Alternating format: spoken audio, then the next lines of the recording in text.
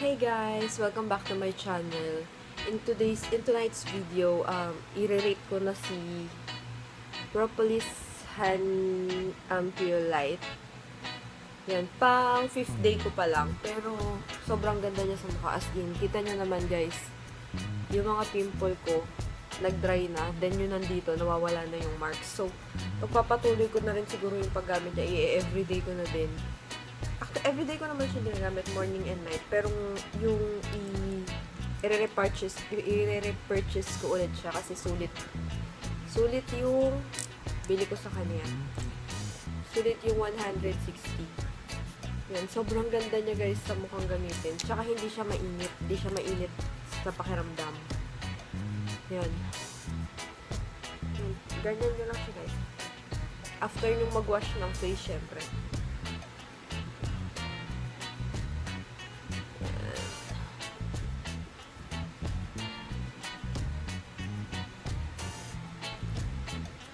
Sorry, medyo makalat. Upo lang ako dito sa may baba ng kama para makita nyo mabuti guys. Tsaka parang naglighten yung naglighten yung skin ko sa mukha sa kanya. Yun. Sulit yung 160 pesos guys. I swear, sulit talaga siya.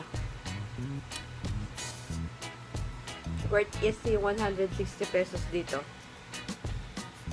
Focus. Yan. Yan. Sulit siya guys. Sulit na sulit yung 160 pesos na pagbili ko dito. Magre-repurchase pa ako ulit. Sana meron na. Sana din meron sila meron na ulit sila ng ano yung tawag dun? Yung charcoal cleanser nila.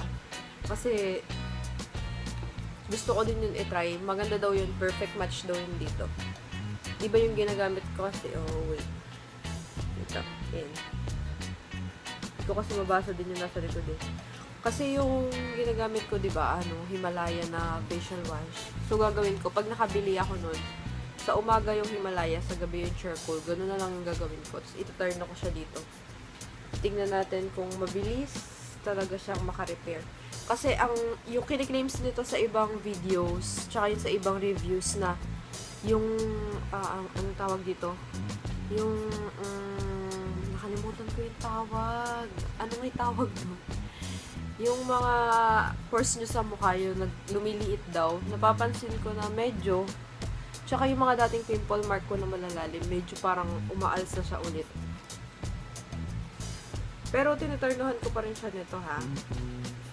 Kasi sobrang dry talaga ng mukha ko guys. Hindi kaya ng walang moisturizer.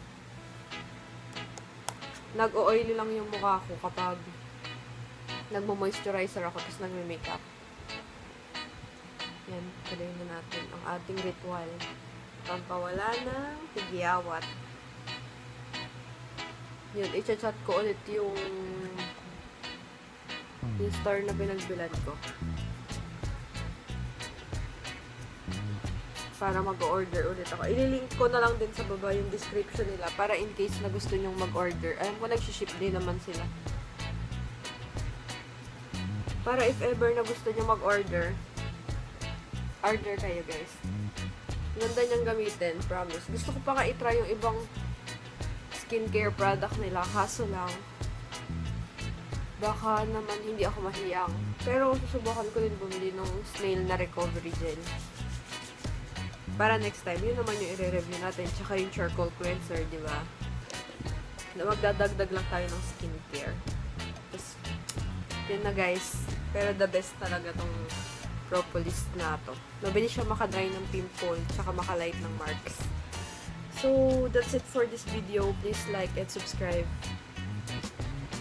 Thank you. Love you all.